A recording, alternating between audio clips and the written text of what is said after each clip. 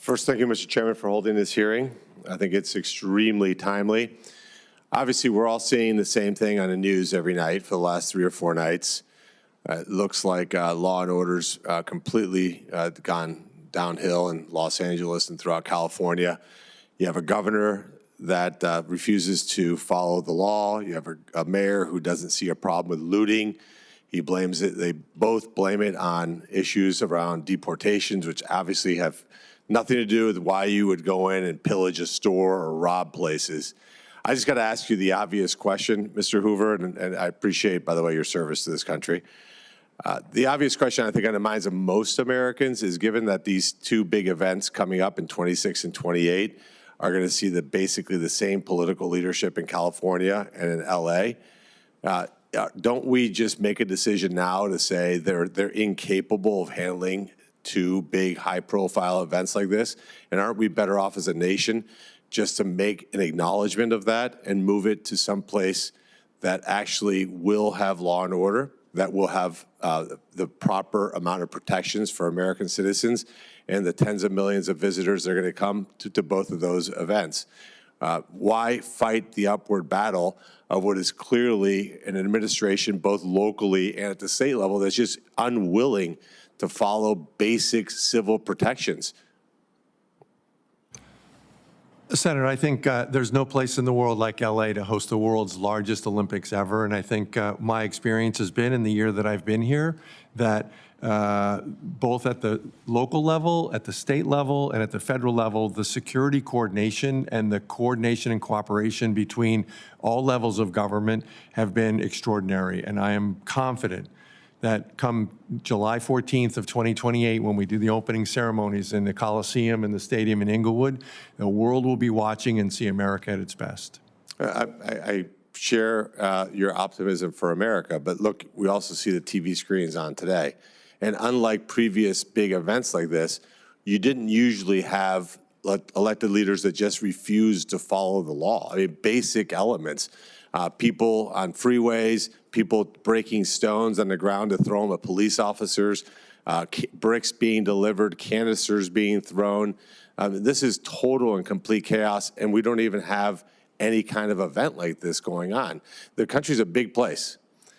We have a huge, diverse geography. We have places all over America that would be better equipped to handle this, and I just don't see why we don't just acknowledge the obvious, which is, by the way, going to be an enormous cost to the federal government when you don't have local officials who will do the bare minimum to protect their own citizens. How are they going to protect people coming in to visit? On top of when you look at the threats that exist, you have drug cartels that are being squeezed by this administration that were made into billion-dollar entities by the Biden administration that have resources to wreak incredible amounts of havoc.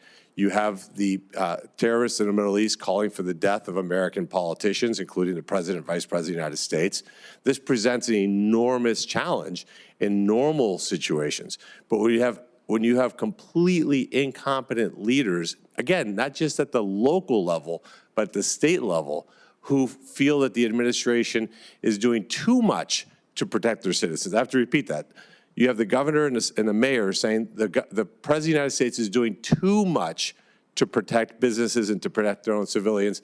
How are we not heading towards a complete and utter disaster?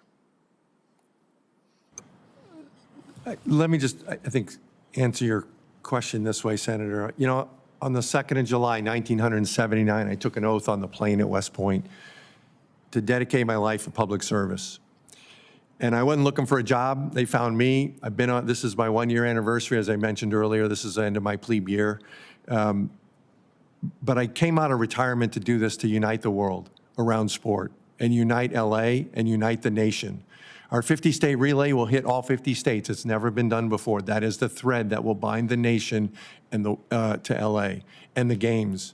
The world will be watching. I think we have a great opportunity, and I'm very confident in where we are now in our state of planning, both from a security perspective and an operational perspective, to deliver the world's greatest games and the largest games ever. And I'm confident that we will get there.